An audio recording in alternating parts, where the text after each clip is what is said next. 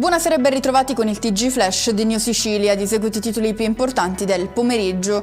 Prorogato per altri 3 anni al presidente della regione Renato Schifani l'incarico di commissario straordinario nella gestione dei rifiuti. Un'occasione, sottolinea il governatore, per realizzare i 2 termovalorizzatori previsti nel piano regionale.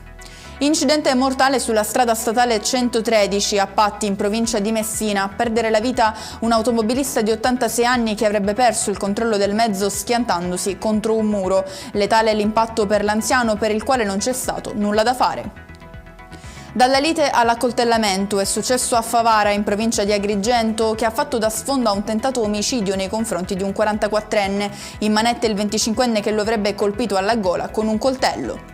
E rimaniamo ancora nell'Agrigentino per un incidente sul lavoro avvenuto a Licata. Ferito un operaio precipitato da un ponteggio, poi trasportato con urgenza in ospedale, dove al momento è ricoverato. Sul piede di guerra la Filea CGIL, che chiede interventi immediati e concreti affinché episodi come questo non si ripetano. Chiudiamo con le previsioni meteo per domani. Marzo continua a sorprendere i siciliani con un clima instabile che vede deboli piogge in mattinata e cieli grigi nel resto della giornata. Nessuna allerta meteo comunque da parte della Protezione Civile regionale. E con questo è tutto, prossimo appuntamento domani alle 13:30. Grazie per averci seguito e buon proseguimento di serata.